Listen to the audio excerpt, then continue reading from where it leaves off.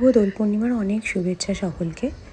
আমরা গত শনিবার দিনকে মেয়ে স্কুল থেকে ফেরার সাথে সাথেই ব্যাগটা গুছিয়ে সোজা ট্রেনে করে গ্রামের বাড়ি।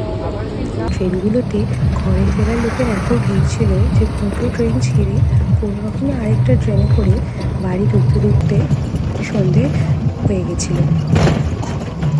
পরের দিন সকাল হতে না হতেই দাদুর সাথে বাজারে গিয়ে পিচকিরি রং টং কিনে এনে আমার মেয়ে সে কি আনন্দ, পারলে সেদিনই দোল খেলে ফেলে।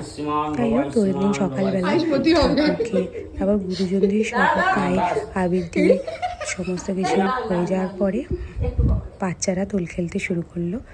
এর আগে আমার মেয়ে সেরকমভাবে দোল খেলতে পারেনি, প্রতিবারই কিছু না কিছু শরীর খারাপ থাকে, কিন্তু এবার সুস্থ ছিল। তাই জন্য মনের সুখে যত পেরেছে খেলেছে এবং ভীষণ এনজয় করেছে। নিজেরা তো খেলে ভূত হয়েইছে, আমাদেরকেও ছাড়েনি, রং মাখিয়ে ভূত করে দিয়েছিল। আমার বেশিক্ষণ খেলেছে 1-1.5 ঘন্টা, কিন্তু তার মধ্যেই জামা টামা ভিজিয়ে অন্যের গায়ে রং দেওয়ার থেকে নিজের গায়ে রং দিতেই বেশি ব্যস্ত ছিল। প্রথমবার হোলি খেলছে, তাই জন্য অত যে লোককে রং দেবো, অন্যকে ভেজাবো ছিল না, ওকেই দিয়েছে সবাই মিলে আচ্ছা করে রং মাখিয়ে। ও কিন্তু সেটা খুব এনজয়ও করেছে। যাই হোক, এইবারে আমাদের দোলটা ভালোই কেটেছে ওর জন্য।